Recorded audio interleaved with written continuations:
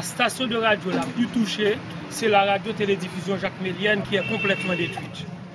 Et c'était leur propre maison, leur maison privée, ça a été détruit complètement. Il y a d'autres stations qui ont leur maison fissurée, donc vous pouvez faire un petit tour au cours de votre visite, vous allez voir ce qui s'est passé exactement. Mais maintenant, le gros, ce sont des journalistes qui ont leur maison, soit maison en location ou propriété privée, détruite complètement. Et qui sont dans des camps d'hébergement.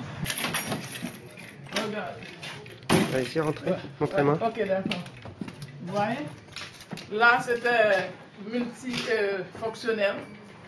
C'est à la fois une salle de conférence, mais en même temps un studio. J'arrive. Donc, quand c'est arrivé, voilà. On a perdu énormément de matériel. On a jeté dehors quelque chose, quelques pierres, mais on n'a pas encore fait le grand ménage, on n'a pas encore eu le moral, le courage. Ouais.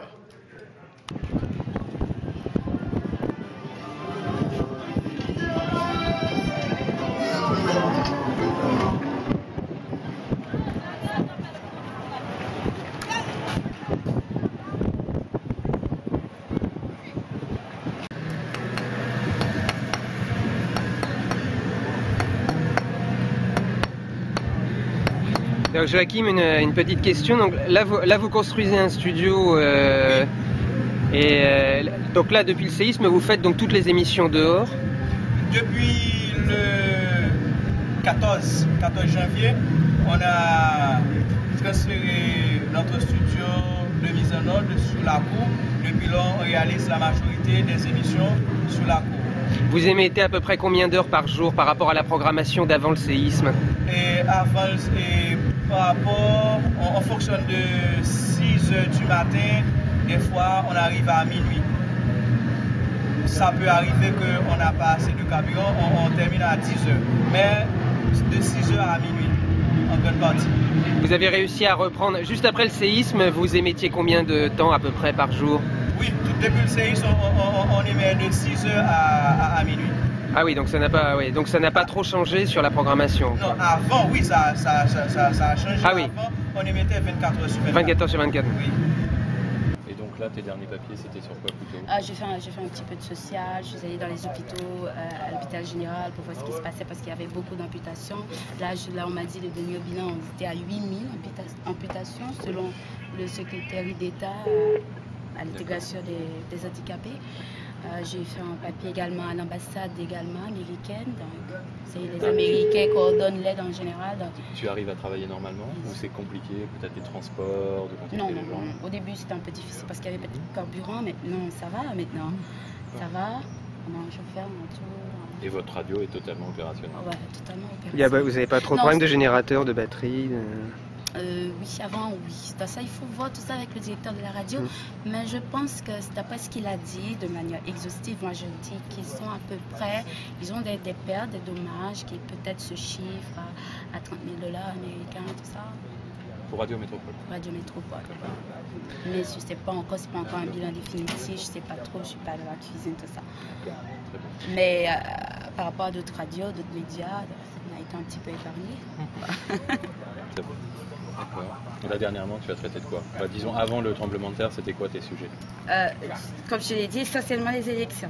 N'arrêtez pas, tous les jours. Tous les jours, parce qu'on était en pleine préparation pour les prochaines élections législatives qui auraient dû avoir lieu, je pense, en mars. Non, 28 février, le premier tour, le second tour en mars. Donc on était très avancés dans le processus, ils allaient imprimer les bulletins, tout ça, et puis... Le CEP est complètement détruit, l'annexe est effondrée, l'autre bâtiment menace de tomber à tout moment. Donc ils cherchent un local, je pense qu'ils ont déjà trouvé un nouveau local. Tous les dégâts causés. Vous en avez pour combien de réparations là? Bon, un mois ou 2 mois. Et un mois ou 2 mois. Et financièrement, ça... financièrement, ça va coûter. Ça va coûter. Mais je vais voir de quelle mesure je peux assumer carrément. Et vous avez pu reprendre votre équipe de journalistes? Comment ça se passe? On n'a jamais lâché. Non, vous n'avez jamais lâché. On a démarré carrément le lendemain. Il y a eu une panique le mardi 12. Et on a laissé l'ordinateur rouler, puisque personne n'osait monter là-haut. Et puis après, demain matin, midi, le technicien a osé faire un raccordement avec une file là et mettre le studio dehors. On a démarré avec une table, et ensuite on a mis 2 tables, une tente, et puis on est là depuis le 12. Ça fait un mois. Ça fait un... Vous, c'est votre radio, c'est votre C'est ma radio, c'est ma radio. C'est votre argent. C'est ça. Et vous employez combien de personnes? J'ai à peu près, disons, 40 à 50. 40 à 50 employés. Et là, actuellement, vous avez votre équipe, les gens ont survécu? Tous les gens sont là. Il y a seulement Domon qui a, alors pas au niveau de la radio, et c'est chez lui, il a perdu son fils. Il y a Marc Joël, c'est notre metteur en ondes, qui a perdu sa femme et son enfant. Et à part ça, nous n'avons pas eu de grosses pertes. Toute l'équipe est là, heureusement.